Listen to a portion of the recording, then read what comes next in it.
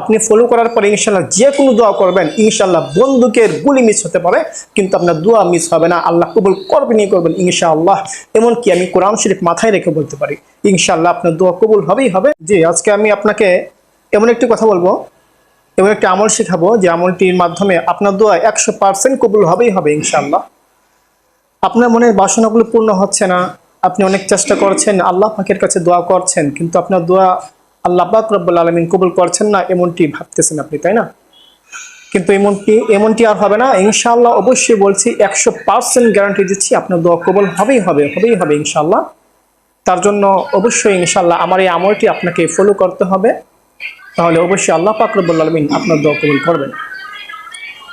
আপনি কি ব্যবসা বাণিজ্যের ক্ষতিগ্রস্ত হয়ে চিন্তায় পড়ে আছেন, অথবা আপনি চাকরি পাচ্ছেন না, বেকারস্থ হয়ে পড়ে আছেন, বসে আছেন, কোথাও কোনো চাকরির জন্য আপনি অ্যাপ্লাই করার পরেও কোনো কাজ হচ্ছে না, আপনার ব্যবসায় বরকত হচ্ছে না, দিন দিন আপনার ব্যবসা ড্যামেজ হয়ে যাচ্ছে, অথবা আপনি একজন মা, আপনি নিঃসন্তান অবস্থায় দিন গুজার করছেন, অতিবাহিত করছেন, আপনার কোনো সন্তান হচ্ছে না, চেষ্টা করার পরেও আপনার সন্তান আপনি আল্লাহ পাকের কাছ থেকে আনতে পারছেন না, অর্থাৎ আপনি বিফল। সমস্ত চিন্তা ভাবনা আজ থেকে, এই আমলের পর থেকে ইনশাআল্লাহ দূরীভূত হয়ে যাবে। আল্লাহ পাক রব্বুল আলামিন আপনাদের সমস্ত পেরেশানি থেকে হেফাজত করবেন, চাকরির ব্যবস্থা আল্লাহ তাআলা গায়বীভাবে করে দেবেন ইনশাআল্লাহ, এমনকি ব্যবসাতে আল্লাহ বরকত দান করবেন।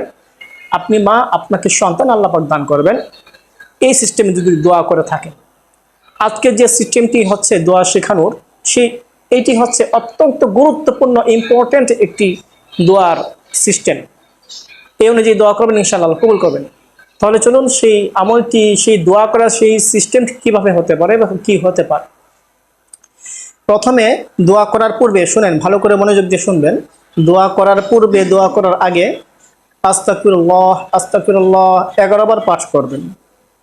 তারপর আপনি সবচেয়ে ছোট দরুদ শরীফ যেটা, সেটা পড়তে পারেন, সাল্লাল্লাহু আলাইহি ওয়াসাল্লাম, সাল্লাল্লাহু আলাইহি ওয়াসাল্লাম।